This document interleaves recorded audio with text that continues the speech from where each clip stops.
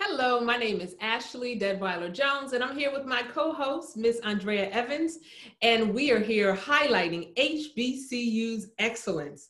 HBCU Highlights is all and every way excited about talking about those who are doing great things in the community and in their career.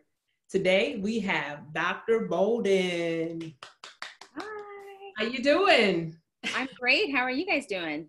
We're doing great. And Dr. Bolden isn't just Dr. Bolden, but she is my Spelman sister. And Dr. Bolden, we want to know about your journey to Spelman. What took you and what led your steps to Spelman College? Oh gosh. So I am actually a legacy Spelmanite. My mom went to Spelman, and so I knew about Spelman pretty much from the day I was born. I got to meet all my mom's Spelman sisters, her roommates, her very best friends that have been her very best friends for life. So I always knew that Spelman was an amazing place. Ironically, I think my mom may have taken me to Spelman once when I was pretty young. But aside from that, in my teenage years or my formative years, I never set foot on Spelman's campus, never. I knew the campus from a different world. And fell in love with it in that manner. And then just talking to my mom and being around my mom and all of her friends, I knew that it was definitely a place that I wanted to go. So when I applied to college, I applied to 3 institutions. I applied to Spelman, Hampton, and NYU. Don't laugh, but I was applied to NYU because that's where Theo went on the Cosby Show. So that was kind of how I went about applying to college.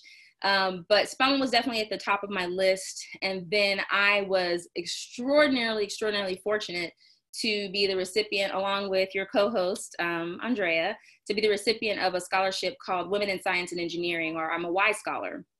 And that was almost like an unbelievable gift because it was everything that I was looking for all in one package. So it literally was something that kind of took my breath away. But at the time that I got that acceptance, I knew, okay, well, can't get much more perfect than this. Spelman College, Women in Science and Engineering Scholar. And so without having set a single foot on Spelman's campus, my first day on campus was when we showed up for summer science. And it was like walking through the gate and getting on that campus and being surrounded by other young Black women who were, wet behind the ears and aspiring to do great things. We were all kind of on this level playing field, and it was the perfect environment, and hands down the best decision I've ever made. Well, Kelly, I'm so glad that you chose Spelman because we were roommates. And so we had a lot of good times in college, having a lot of fun, working hard and playing hard. But I want to take you back to 1994, like you said. We both had that Y Scholarship, and we were part of the Summer Science and Engineering program. And so right after we graduated from high school, a few weeks later, maybe a day later, we started college, basically. Right. So I want to know what influenced you to study engineering and science in the first place? So I grew up, it's funny, Andrea and I both grew up in Houston, Texas. People used to always tease us because our accents are completely and totally different, but we literally grew up in the same city, just different sides of town. But I grew up on the south side of Houston, pretty much, and if you all are familiar with Houston, pretty much right between downtown Houston and Galveston in a place called Clear Lake City. It actually happens to be where Johnson Space Center is located. So my family, or my dad has worked for the space program for years. All of my neighbors work for the space program in some capacity, whether they were actually in the space program, engineers for the space program, contractors, you name it. And I had the pleasure of meeting Mae Jemison at a very young age. Mae Jemison, first Black female astronaut in space, and Mae Jemison was an engineer, and she also was a physician, and then she became an astronaut. And when I tell you this woman when she walks in a room, she just takes over without even saying a word. And she's been like that since I can remember. And so having the opportunity to not only meet her, but actually be able to spend time with her and, consider her someone like family, that was really what spurred my interest in doing engineering, or at least at a minimum doing science and engineering. So really it just everything just fell into place. It was one of those things where, I'd love to say that I had everything mapped out. I know a lot of kids have like these aspirations, what they want to do. I kind of knew that I maybe was interested in medicine, but I wasn't sure. I knew I liked science. I knew I liked math. And so I just would take opportunities when they were offered. So someone said, you know, hey, here's an opportunity to do a summer program in California at JPL, which is exactly what happened. I said, sure, I'll do it. And I went out there for this summer program. They actually thought I was they thought I had finished my freshman year of college, so that I was a summer internship for college students. And I was actually going into my senior year in high school. So they'd made a mistake, but I was already out at JPL in California. And so I had this amazing experience. I got to work directly with engineers, which I'd never done before. And so when, you know, the cycle came around and the WISE opportunity presented itself, engineering just seemed like an easy option, because I knew from having met several other college students, seeing different people in the capacity that engineers worked, I knew that I didn't have to do engineering in the sense of like, you know, whatever, protractors and all that kind of stuff. I knew that engineering would allow me to really have the depth that I wanted to really pursue whatever career I wanted to do. So that's how I got to the WISE scholarship. And then with the WISE scholarship, I knew, okay, if I want to do biology, I can do biology, which actually wasn't true. I couldn't do biology. But I knew that there was going to be a pathway for me. And getting to summer science and meeting all of these other people that had similar ambitions was pretty daunting at first, to be honest, because where I went to school, it was majority of white high school. I think we had 3% Black students. So just setting foot on Spelman's campus alone was like this utopia for me. I'd never seen anything like it in my life other than, you know, community organizations that my mom and dad had us in. So that in and of itself was amazing. But then to see all these other Black kids who were extraordinarily smart, super motivated, super fun, easygoing, like it was kind of like seeing other versions of myself everywhere, having come from a place where literally it was me and maybe like 3 of my best girlfriends. And that was all I had exposure to. And now I guess summer science, we had maybe 40 people in the program. So that was pretty amazing. It was challenging educationally, but it was so much fun. It was great. We did trips. I think we took a trip to Florida. It was just amazing. I don't even know how to describe it. It was such a great experience and a great introduction to college. Awesome. It sounds like you had a lot of fun. We had a lot of fun. Well, I wish we hung out a little bit more in school. It does sound like you had a great foundation for math in every sense of the word. So you could have gone in any direction. But when was that aha moment that you knew you wanted to go into medicine? And was there someone that kind of mentored you along the way that helped you get to where you are today? So I developed the interest. I know I developed an interest when I was younger. My mom made me. I didn't want to do it. And if there are younger people watching, you probably don't even know what this is. But my mom actually made me volunteer as a candy striper one summer. And so we had a local hospital. I actually had the little uniform, and if you guys remember, it was like a little uniform with red stripes and had the little hat and the shoes. And so I did that. And I actually enjoyed being in the hospital. Most people, that's probably a weird thing to say, but I enjoyed being in the hospital. I enjoyed kind of being around patients. I enjoyed working with the nurses. So medicine was at least on my radar, but still not anything that I committed to. Again, interacting with Mae Jemison definitely put that bug a little bit further in my ear to be like, okay, this is pretty cool. But really, when I was in undergrad, I knew that medicine was probably an interest, but I still wasn't fully committed. Being in Atlanta, great hospital systems. And so I had the opportunity to volunteer at Grady Memorial Hospital. And that probably was when I knew, okay, this is definitely the field that I want to be in, just by being at Grady.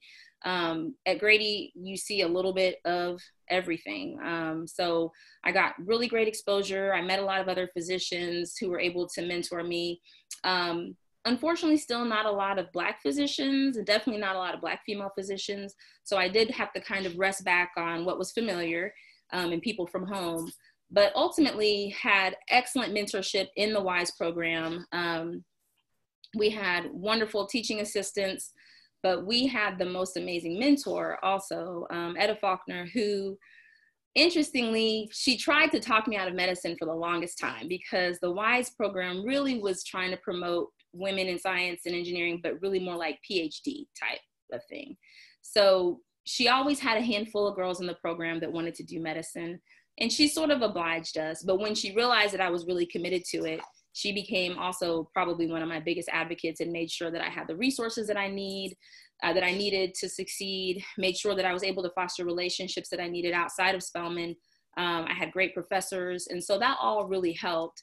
And then of course, being dual degree and getting to Georgia Tech, that opened up my mentor, I guess, space even more. And so I was able to meet a few more people in that respect. And it really was what enabled me to get a strong footing on applying to medical school and all those kind of things.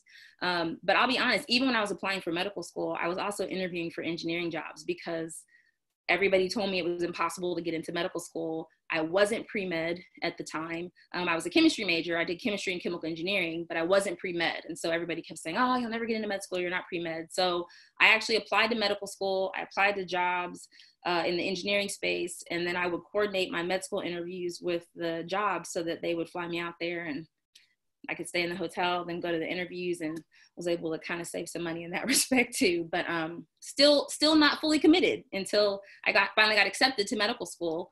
And at that point I was like, okay, I can do this. And, this is what I want to do. I can do this. It's, it's still daunting, but I can do this. And that was really what set me on the path, was just that acceptance to medical school and having some options as far as where I wanted to go. Hey, well, you did it, Kelly. You are Dr. Kelly Bolden. And we're so proud of you. And I have a good, vivid memory of us working at NASA and setting up our Hotmail email addresses. And I don't know if you remember this. This is when email was very new. We were excited about having email to keep in touch with our friends. And Kelly said, I'm going to make my username Dr. Kelly Bolden because I'm going to be a doctor. And I remember that like it was yesterday. So you have earned that doctor, and kudos to you. Let's go back, because you light up, Kelly, when you talk about Spelman and the fun that we had. What was your favorite memory? It's so many good times that we had in the entire AUC. So we took advantage of classes all across campuses, from Clark to Morehouse to Spelman, you name it. But outside of the academics, or maybe it was something that happened to you in a class, what's your favorite memory while you were at Spelman? Oh gosh, that's such a tough question to single out one memory. Let me think here. Okay, so I guess one that popped in my head just now when you just mentioned that, and I don't even know, I think they call it Spirit Week now, but it was freshman week. And all of the dorms had step teams, and we had a whole step show and the whole nine. And so Andrea and I were roommates in LLC 1, or Living Learning Center 1, which was considered the nerd dorm. No, it was the dorm with the air conditioning. Well, I was going to say it was considered the nerd dorm, but it was also the dorm with air conditioning. So we were kind of like, okay, fine, we'll be the nerd dorm. But we had a group of women that got together. I was on the step team, and we were ninjas. And we actually had like these ninja outfits and the whole nine. And I just remember that it was so, and what was, the gym's not even there anymore, I don't think, because they've done the whole new center, but it was in the original gym that was there, and everybody came, it was like the entire freshman class from Morehouse and Spelman, and probably even Clark, honestly, I wouldn't even doubt it. And it was such a great show. We won, by the way. But that's probably I think that's probably the most vivid memory from freshman year for sure. But there's countless. I mean, I feel like I would do it a disservice just to give it one, but but such great memories. But that was one that really sticks out. What dorm was that again? LLC 1. What was it? I thought Abby won that year. No. Okay, I'll give it to you. So let me ask you this. Now, I want to talk a little bit more about what you do on a day in, day out as a plastic surgeon. I am all into health and fitness and eating right and doing a lot of push-ups, but some people need some tune-ups. Can you help with that? Talk about what you do. Absolutely. So, I'm a plastic surgeon, and my practice actually has, it's gone through a little bit of an evolution probably within the last, maybe even 1.5 to 2 years. But the foundation of my practice, or what I went into plastic surgery to do, was ultimately to do breast reconstruction. Having seen, worked at Grady Memorial Hospital, worked at Ben Taub Hospital in Houston, worked at Parkland Hospital in Dallas, which are these huge county hospitals that typically serve brown and black women or brown and black patients, underserved populations. They weren't getting the same quality of care. Well, not quality of care. They weren't getting offered the same, the same methods of reconstruction that, say, you would get if you went to a private hospital. And so I saw that as a real deficiency. And that's really what took me to plastic surgery in the first place, was to do breast reconstruction. Of course, little did I know that breast reconstruction is literally like this much of plastic surgery, because plastic surgery has so much breadth to it. But that's initially what brought me to the DC area, which is where I practice now. And it actually took me to Howard University, because I knew there that I would be able to serve the patient population that I was so passionate about. So probably for the past, I've been at Howard since 2012. I'm an assistant professor there.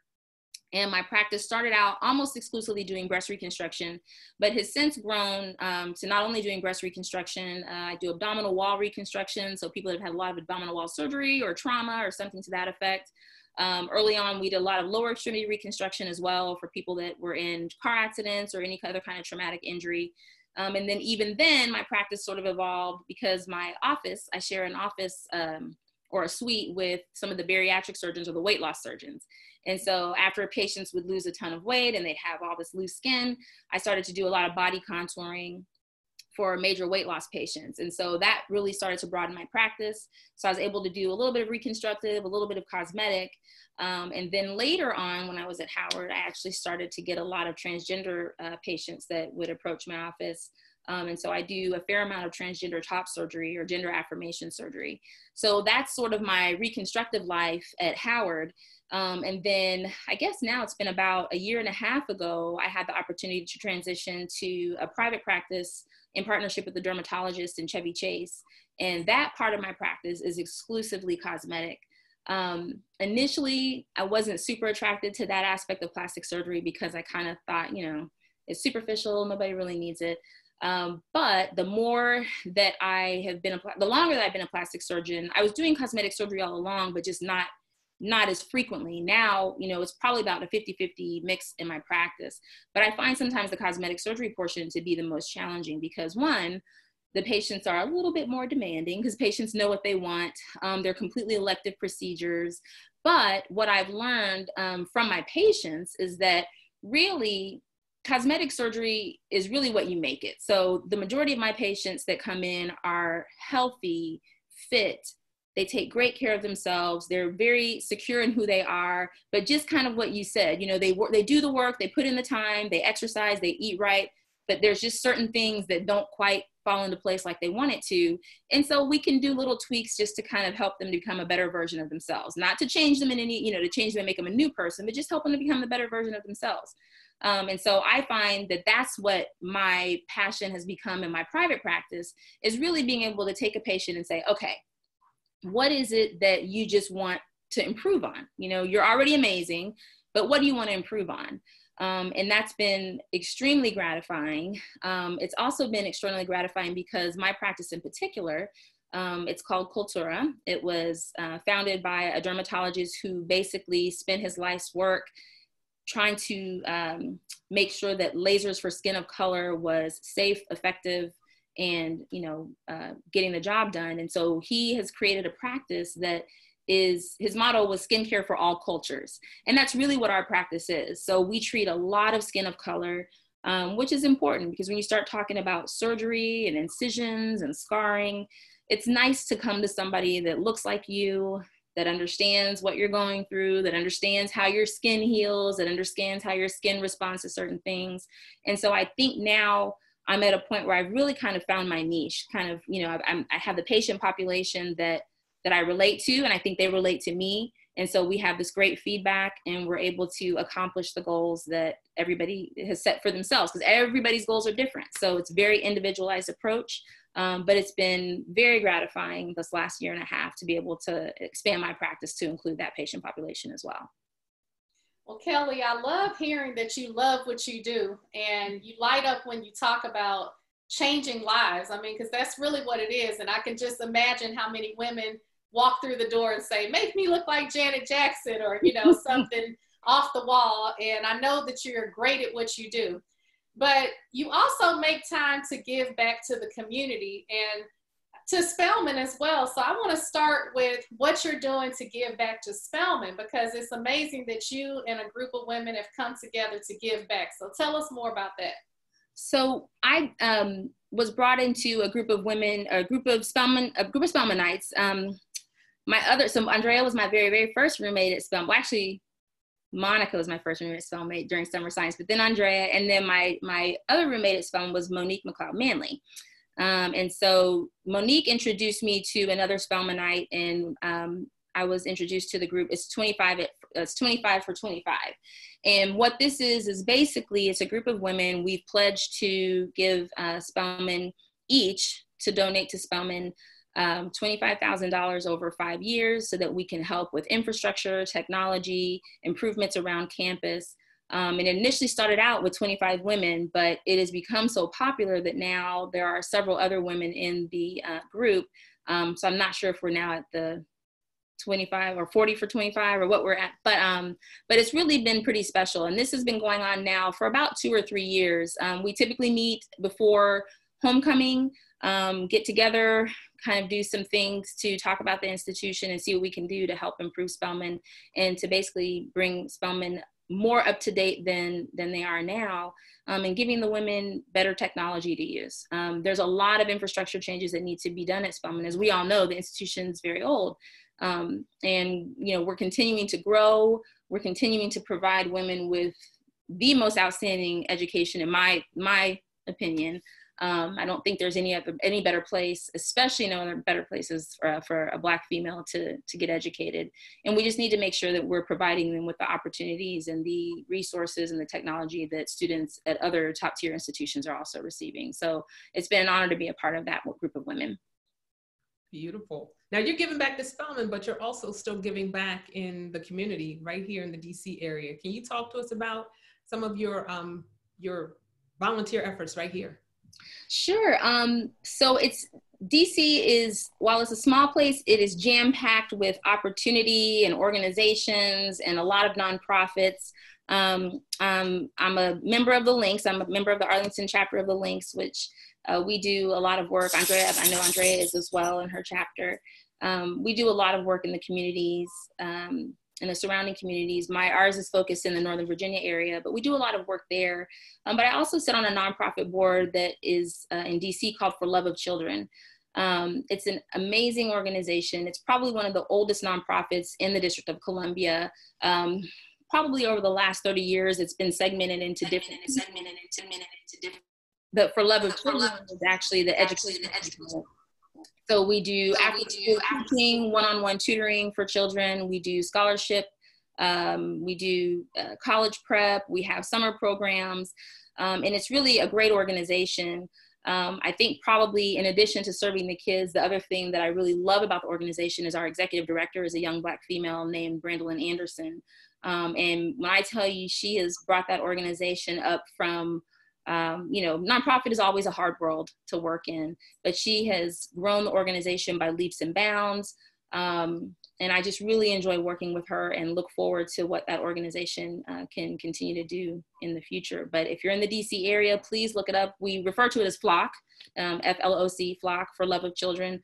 But we are always accepting volunteers. We always need people for the kids. And the kids, of course, we need more Black and Brown volunteers for sure. So if you're in the DC area or DC adjacent, whatever you want to call it, please let me know. We'd love to have you.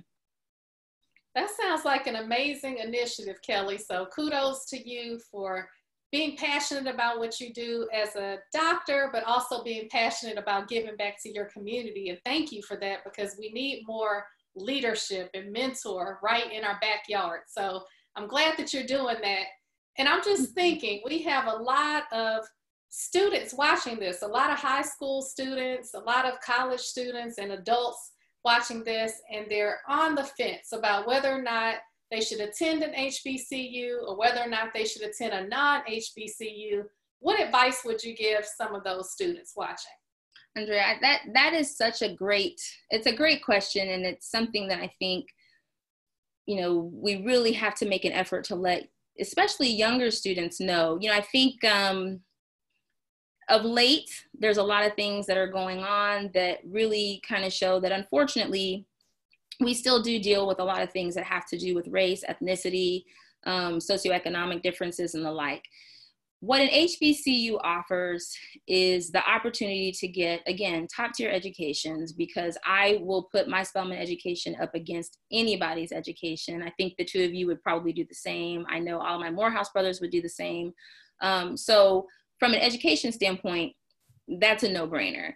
But it's really the experience that you get in addition to the amazing academics, the social connections, the cultural diversity, the opportunities that exist to travel abroad, the mentorship. I mean, we get I don't even think I could name all of the people that came to do guest lectures at Spelman and the opportunities that we had.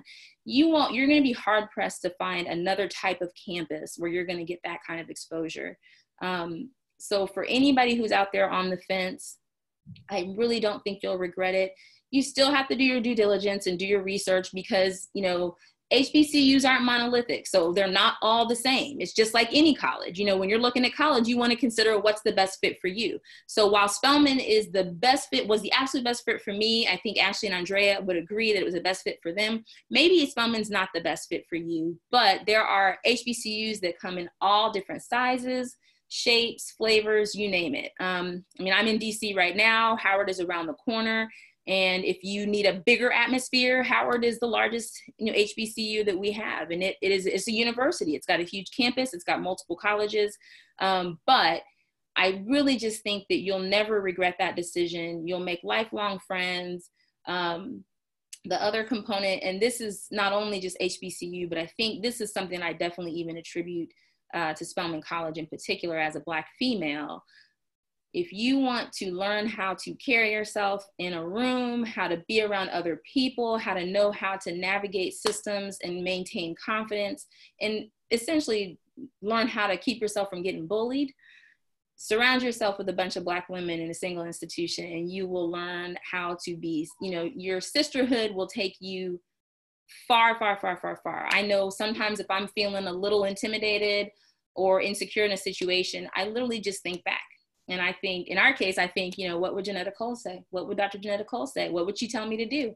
And that switches that switch flips. And then literally I'm calm, I'm collected, I'm confident. And I just don't think I would have gotten that same sense of confidence or that same security at any other institution. Wow. And I love that confidence. And I love your grace and your poise and your passion for what you do in your practice, what you're doing in the community. And I know there are tons of people watching that are going to want to know where they can find you on social media. So if you can share your social media handles, your websites, and there are plenty of folks that are going to need some tune-ups. And if I need a tune-up, I know where I'm going.